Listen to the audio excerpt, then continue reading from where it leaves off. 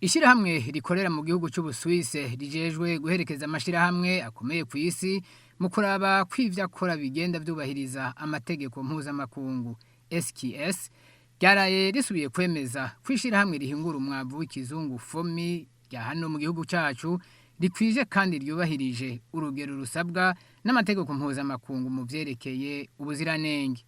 Ibirori byo gushikiriza impapuro z'iteka ishirahamwe Fomi bikaba vyabaye kuri uyu wa 25 mukakaro umwaka wa 2024 ku cicaro c'iryo shirahamwe.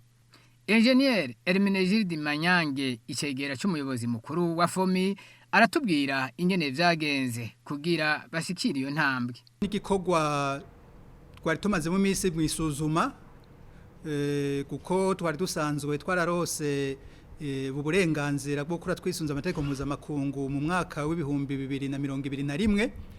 Ubwo burenganzira rero n'uburenganzira bumara imyaka 3. Iyi myaka 3 iheze uburenganzira buba buheze, ni ngombwa yuko iryo shiramwe mpuzamakungu SKS ryamuka mu gihugu c'Ubusuwise riheza rikagaruka kugira ngo ridusuzume rigira isuzuma rukokoma rirabe yuko tukiri kuri wa murongo baduherako ubwo burenganzira. Rero iryo shiramwe rimaze ngaha imisi 3 riri mu isuzuma ryimbitse, kuko rije mu isuzuma riraba imice yose igize ishirahamwe, rica mu bikorwa byose biriko birakogwa mpaka bagashika no muri parking y'amamodokari bagasuzuma n'amamodokari, bagasuzuma amamashini, bagasuzuma uko twigenza mu biro, bagasuzuma n'inyambaro zacu zirasuzumwa, nta na kimwe basiga iyo bariko baraduha ubwo burenganzira. Kuko uburenganzira turoswa n'uburenganzira butatu. Ubwa mbere ni izo 1901 ijanye no kuraba ubwiza bw'ivyo turiko turakora. Ubundi burenganzira nubugira kabiri 2014 ubwo nabwo ni suzuma rijanye nibitukikije. Iryo suzuma rero rirakomeye kubera rihera gusuzuma mu bushakashatsi rikaduga no gushika hariya mu barimyi kuraba yukumviriza yuko ivyo dukora service dutanga bakenguruka.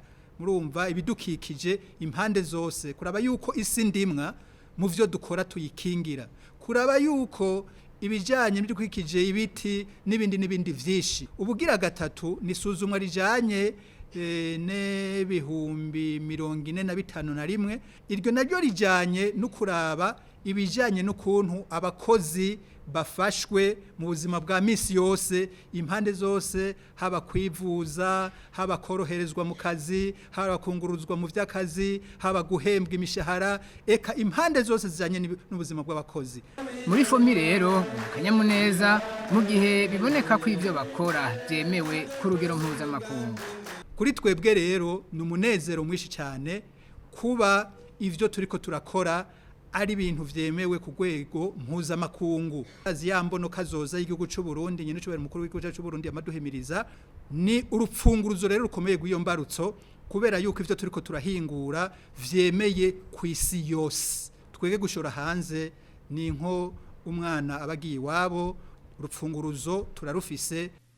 Ubuserukire SKS mu Burundi akaba yarakeje Fomi ku bikorwa vyemewe ikora, aca anabasaba kutadehukirwa mu kubandanya bakora bisunze amategeko mpuzamakungu.